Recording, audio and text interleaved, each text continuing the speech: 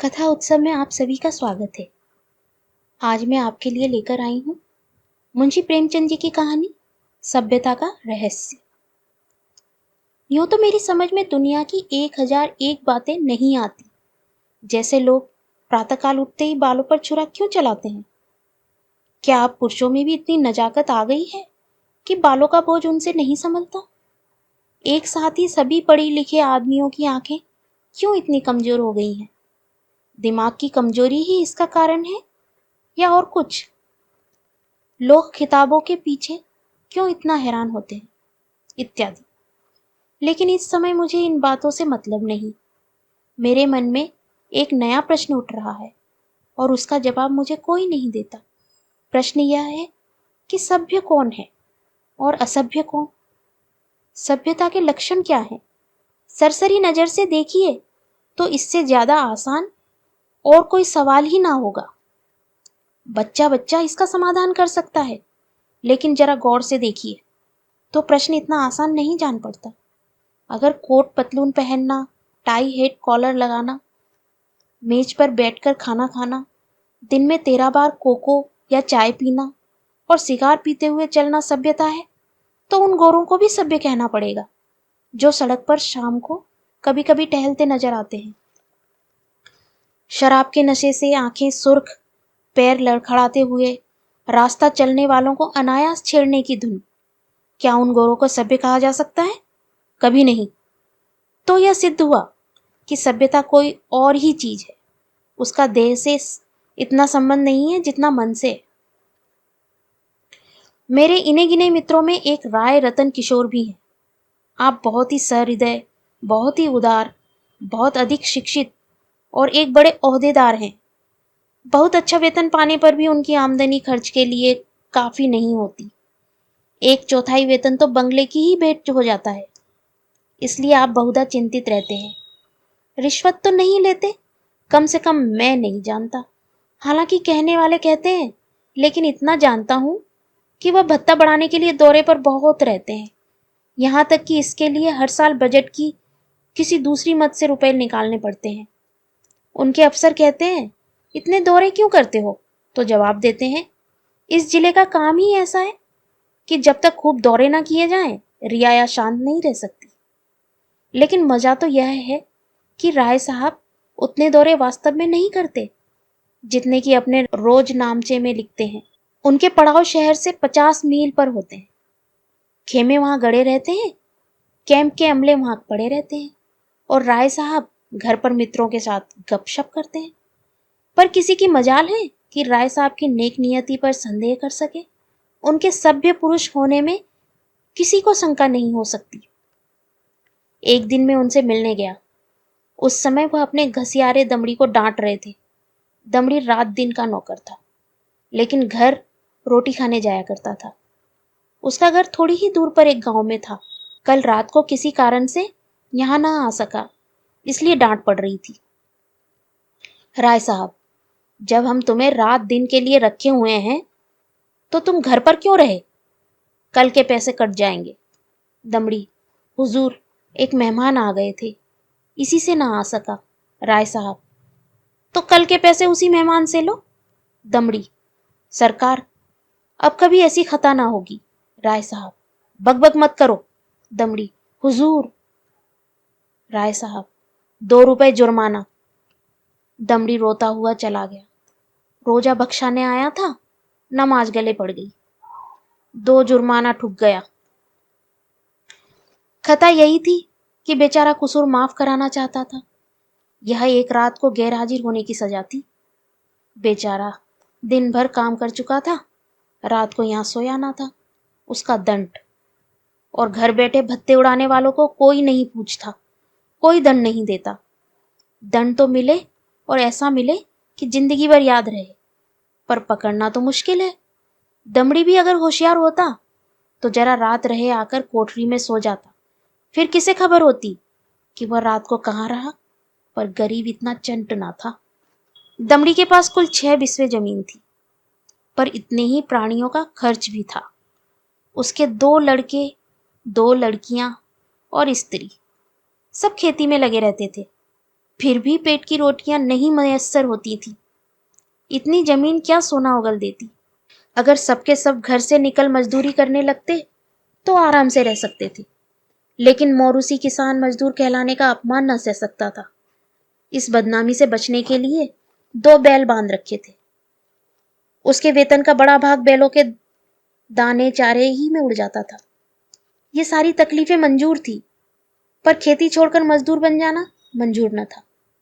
किसान की जो प्रतिष्ठा है वह कहीं मजदूर की हो सकती है, चाहे वह रुपया रोज ही क्यों ना कमाए। किसानी के साथ मजदूरी करना इतने अपमान की बात नहीं। द्वार पर बंधे हुए बैल उसकी मान रक्षा किया करते हैं, पर बैलों को बेचकर फिर कहाँ मुंह दिखलाने की जगह रह सकती है। एक दिन राय साहब उसे सर्दी में कांपते देखकर बोले, कपड़े क्यों नहीं बनवाता, कांप क्यों रहा है? दमड़ी, सरकार पेट की रोटी तो पूरी ही नहीं पड़ती, कपड़े कहाँ से बनवाऊं? राय साहब, बैलों को बेच क्यों नहीं डालता? सैकड़ों बार समझा चुका, लेकिन न जाने क्यों इतनी मोटी सी बात तेरी समझ में नहीं आती। दमड़ी, सरकार, बिरादरी में कहीं मुंह दिखाने लायक ना रहूंगा, लड़की की सगाई ना हो पाएगी, टाट बाहर कर दिया जाऊंगा। राय साहब, इन्हीं हिमाकतों से तुम लोगों की यह दुर्गति हो रही है। ऐसे आदमियों पर दया करना भी पाप है। मेरी तरफ फिरकर, क्यों मुंशी जी, इस पागलपन का भी कोई इलाज है? जाड़ों मर रहे हैं, पर दरवाजे पर बैल जरूर बांधेंगे। मैंने कहा, जनाब, यह तो अपनी अपनी समझ है। राय साहब, ऐसी समझ को दूर से सलाम कीजिए। मेरे यहाँ कई पुश्तों से जन्माष्टमी का उत्सव मनाया जाता था। कई हजार रुपयों पर पानी फिर जाता था, गाना होता था, दावतें होती थी, रिश्तेदारों को न्योते दिए जाते थे, गरीबों को कपड़े बांटे जाते थे। वालिद साहब के बाद पहले ही साल मैंने उत्सव बंद करा दिया। फायदा क्या? मुफ्त में 4-5 हजार की चपत पड़ती थी। सारे कस्बे में बवेला मचा, आवाजें कसी गईं। किसी ने नास्तिक कहा, किसी ने ईसाई बनाया, लेकिन यहाँ इन बातों की क्या परवाह। आखिर थोड़े ही दिनों में सारा कोलाहल शांत हो गया। अजी बड़ी दिल लगी थी। कस्बे से किसी के यहाँ शादी हो, लकड़ी मुझसे लें। पुश्तों से रस्म चली आती थी। वालिद तो दूसरों से दरख्त मोल लेकर इस रस्म को निभाते थे। थी हिमाकत या नहीं? मैंने फौरन लकड़ी देना बंद कर दिया। इस पर भी लोग बहुत रोए धोए, लेकिन दूसरों का रोना धोना सुनूं या अपना फायदा देखूं? लकड़ी से ही कम से कम 500 सालाना की बचत हो गई। अब कोई भूलकर भी इन चीजों के लिए दिक करने नहीं आता। मेरे दिल से फिर सवाल पैदा हुआ, दोनों में कौन सभ्य है? कुल प्रतिष्ठा पर प्राण देने वाला मूर्ख दमड़ी, क्या धन पर कुल मर्यादा को बलिदान देने वाला राय रतन किशोर? राय साहब के इजलास में एक मार्के का मुकदमा पेश था। शहर का एक रईस खून के मामले में फंस गया था। उसकी जमानत के लिए राय साहब की खुशामदें होने लगी। इज्जत की बात थी। रईस साहब का हुक्म था कि चाहे सियासत बिक जाए, पर इस मुकदमे से बेदाग निकल जाऊं। डालियां लगाई गईं, सिफारी से पहुंचाई गई, पर राय साहब पर कोई असर ना हुआ। रईस के आदमियों को प्रत्यक्ष रूप से रिश्वत की चर्चा करने की हिम्मत न पड़ती थी। आखिर जब कोई बस ना चला, तो रईस की स्त्री ने राय साहब की स्त्री से मिलकर सौदा पटाने की ठानी। रात के 10 बजे थे। दोनों महिलाओं में बातें होने लगी। 20,000 की बातचीत थी। राय साहब की पत्नी तो इतनी खुश हुई कि उसी वक्त राय साहब के पास दौड़ी हुई आई और कहने लगी, ले लो ले लो, तुम ना लोगे तो मैं ले लूंगी। राय साहब ने कहा, इतनी बेसब्र ना हो, वह तुम्हें अपने दिल में क्या समझेंगी? कुछ अपनी इज्जत का भी ख्याल है या नहीं? माना की रकम बड़ी है, और इससे मैं एक बार की तुम्हारे आए दिन की फरमाइशों से मुक्त हो जाऊंगा, लेकिन एक सिविलियन की इज्जत भी तो कोई मामूली चीज नहीं। तुम्हें पहले बिगड़ कर कहना चाहिए था कि मुझसे ऐसी बेहूदी बातचीत करनी हो तो यहां से चली जाओ। मैं अपने कानों से नहीं सुनना चाहती। स्त्री, यह तो मैंने पहले ही किया। बिगड़कर खूब खरी खोटी सुनाई। क्या इतना भी नहीं जानती? बेचारी मेरे पैरों पर सर रखकर रोने लगी। राय साहब, यह कहा था कि राय साहब से कहूंगी तो मुझे कच्चा ही चबा जाएंगे। यह कहते हुए राय साहब ने गदगद होकर पत्नी को गले लगा लिया। स्त्री, अजी, मैं ना जाने ऐसी कितनी ही बातें कह चुकी, लेकिन किसी तरह टाले नहीं टलती, रो रो कर जान दे रही। राय साहब, उससे वादा तो नहीं कर लिया? स्त्री, वादा? मैं तो रुपए लेकर संदूक में रखाई, नोट थे। राय साहब, कितनी जबरदस्त अहमक हो, ना मालूम ईश्वर तुम्हें कभी समझ भी देगा या नहीं। स्त्री, अब क्या देगा, देना होता तो देना दी होती। राय साहब, हाँ, मालूम तो ऐसा ही होता है। मुझसे कहा तक नहीं और रुपए लेकर संदूक में दाखिल कर लिए। अगर किसी तरह बात खुल जाए तो कहीं का ना रहूं। स्त्री, तो भाई सोच लो, अगर कुछ गड़बड़ हो तो मैं जाकर रुपए लौटा दूं। राय साहब, फिर वही हिमाकत? अरे, अब तो जो कुछ होना था हो चुका। ईश्वर पर भरोसा करके जमानत लेनी पड़ेगी, लेकिन तुम्हारी हिमाकत में शक नहीं। जानती हो, यह सांप के मुंह में उंगली डालना है। यह भी जानती हो कि मुझे ऐसी बातों से कितनी नफरत है, फिर भी बेसब्र हो जाती हो। अब की बार तुम्हारी हिमाकत से मेरा व्रत टूट रहा है। मैंने दिल में ठान लिया था कि अब इस मामले में हाथ न डालूंगा, लेकिन तुम्हारी हिमाकत के मारे जब मेरी कुछ चलने भी पाए। स्त्री, मैं जाकर लौटाए देती हूँ। राय साहब, और मैं जाकर जहर खाए लेता हूँ। इधर तो स्त्री पुरुष में यह अभिनय हो रहा था, उधर दमड़ी उसी वक्त अपने गांव के मुखिया के खेत से ज्वार काट रहा था। आज वह रात भर की छुट्टी लेकर घर गया। बैलों के लिए चारे का एक तिनका भी नहीं है। अभी वेतन मिलने में कई दिन की देर थी, मोल ले ना सकता था। घर वालों ने दिन को कुछ घास छीलकर खिलाई तो थी, लेकिन ऊँट के मुंह में जीरा, उतनी घास से क्या हो सकता था। दोनों बैल भूखे खड़े थे। दमड़ी को देखते ही दोनों पूंछ खड़ी करके हुंकारने लगे। जब वो पास गया तो दोनों उसकी हथेलियां चाटने लगे। बेचारा दमड़ी मन महसूस कर रह गया।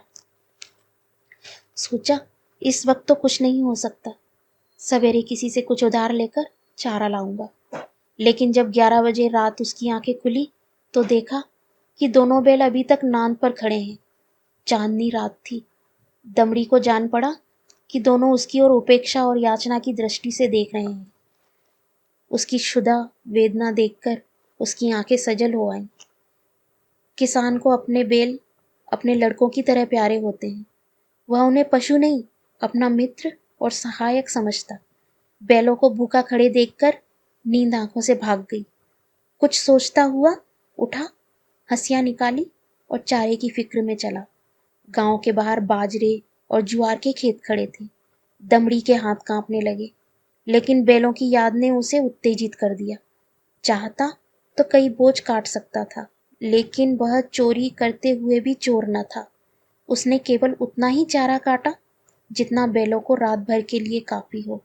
सोचा, अगर किसी ने देख भी लिया तो उससे कह दूंगा बैल भूखे थे इसलिए काट लिया। उसे विश्वास था कि थोड़े से चारे के लिए कोई मुझे पकड़ नहीं सकता। मैं कुछ बेचने के लिए तो काट नहीं रहा हूं, फिर ऐसा निर्दयी कौन है जो मुझे पकड़ ले। बहुत करेगा, अपने दाम ले लेगा। उसने बहुत सोचा। चारे का थोड़ा होना ही उसे चोरी के अपराध से बचाने के लिए काफी था। चोर उतना काटता जितना उससे उठ सकता। उसे किसी के फायदे और नुकसान से क्या मतलब। गांव के लोग दमड़ी को चारा लिए जाते देखकर बिगड़ते जरूर, पर कोई चोरी के इल्जाम में ना फंसाता।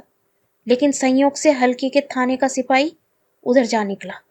वह पड़ोस के एक बनिए के यहाँ जुआ होने की खबर पाकर कुछ ऐंठने की टोह में आया था। दमड़ी को चारा सिर पर उठाते देखा तो संदेह हुआ। इतनी रात गए कौन चारा काटता है? होना हो कोई चोरी से काट रहा है। डांट कर बोला, कौन चारा लिए जाता है, खड़ा रहे। दमड़ी ने चौंक कर पीछे देखा तो पुलिस का सिपाही। हाथ पांव फूल गए। कांपते हुए बोला, हुजूर, थोड़ी ही सा काटा है, देख लीजिए। सिपाही, थोड़ा काटा हो या बहुत, है तो चोरी। खेत किसका है? दमड़ी, बलदेव महतो का। सिपाही ने समझा था शिकार फंसा, इससे कुछ ऐंठूंगा। लेकिन वहां क्या रखा था? पकड़कर गांव में लाया और जब वहां भी कुछ हत्ते ना चढ़ता दिखाई दिया तो थाने ले गया। थानेदार ने चालान कर दिया। मुकदमा राय साहब ही के इजलास में पेश हुआ। राय साहब ने दमड़ी को फंसे हुए देखा तो हमदर्दी के बदले कठोरता से काम लिया। बोले, यह मेरी बदनामी की बात है, तेरा क्या बिगड़ा? साल 6 महीने की सजा हो जाएगी। शर्मिंदा तो मुझे होना पड़ रहा है। लोग यही तो कहते होंगे कि राय साहब के आदमी ऐसे बदमाश और चोर हैं। तू मेरा नौकर ना होता तो मैं हल्की सजा देता, लेकिन तू मेरा नौकर है, इसलिए कड़ी से कड़ी सजा दूंगा। मैं यह नहीं सुन सकता कि राय साहब ने अपने नौकर के साथ रियायत की। यह कहकर राय साहब ने दमड़ी को 6 महीने की सख्त कैद का हुक्म सुना दिया। उसी दिन उन्होंने खून के मुकदमे में जमानत ले ली। मैंने दोनों वृतांत सुने और मेरे दिल में यह ख्याल और भी पक्का हो गया कि सभ्यता केवल हुनर के साथ ऐब करने का नाम है। आप बुरे से बुरा काम करें, लेकिन अगर आप उस पर पर्दा डाल सकते हैं तो आप सभ्य हैं, सज्जन हैं, जेंटलमैन हैं। अगर आप में यह सिफत नहीं तो आप असभ्य हैं, गवार हैं, बदमाश हैं। यही सभ्यता का रहस्य है। आपको मेरी कहानी कैसी लगी? अगर आपको ये कहानी अच्छी लगी तो मुझे सब्सक्राइब जरूर कीजिए और लाइक बटन को जरूर दबाइए। धन्यवाद।